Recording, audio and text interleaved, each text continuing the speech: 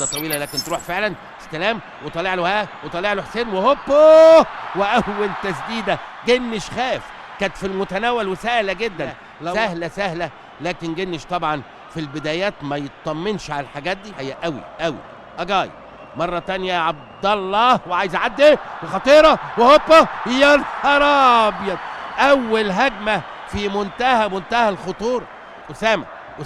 اسامه عرضيه يحط جسمه حسين السيد، ترجع لمحمد ابراهيم مره ثانيه عليه، خطيره في اتجاه باسم مرسي، حطها صغيره استلام وعلى يمينه حط على يمينه استلام وهيلعب عرضيه، وادي العرضيه وهوبا لكن سهله، اول واحده تروح لباسم مرسي، حاجه جميله. وادي مره ثانيه فتحي وعاليه 5 احمر جوه المنطقه عاليه، بره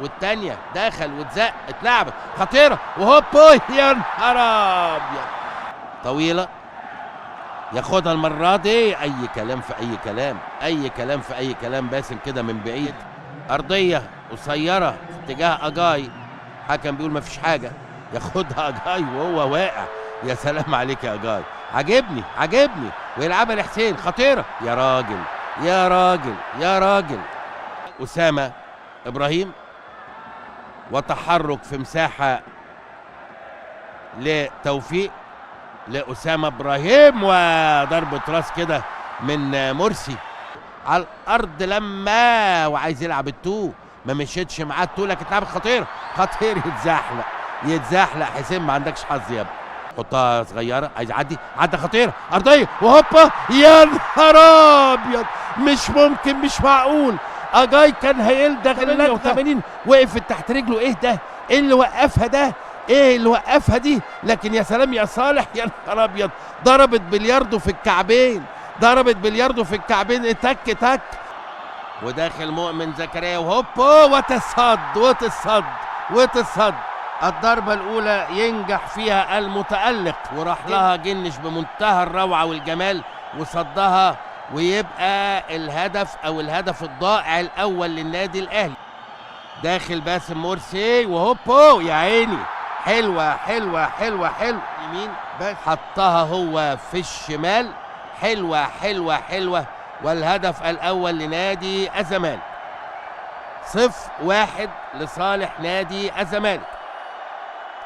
الضربة الثانية للنادي الأهلي،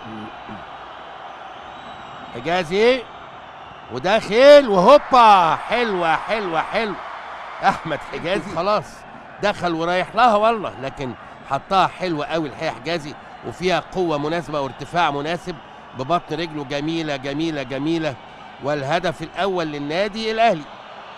داخل أسامة إبراهيم وحلوة، برافو يا أسامة إبراهيم، 1-2 لصالح نادي الزمالك.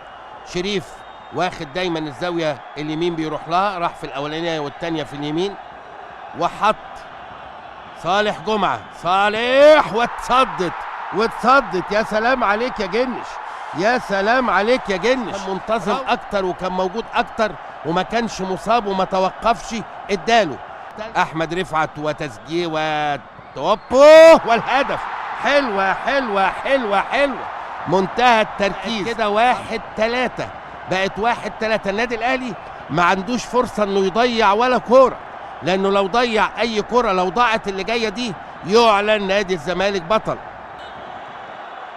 داخل حسام غالي وهوبا، يا نهار أبيض، خلصت المباراة، حسام غالي وخلصت المباراة، انتهت المباراة. والحقيقة ثبات جنش الكبير جدا، عدم قدرة مؤمن زكريا وصالح في آخر الدنيا الحقيقة ممكن جدا يكون متأثر بإضاعة مؤمن زكريا وصالح جمعة، لكن في كل الأحوال كان تركيزه غايب تماما عن ضربة الجزاء، ومن ثم وضعها في مكان غير طبيعي. أما الولد ده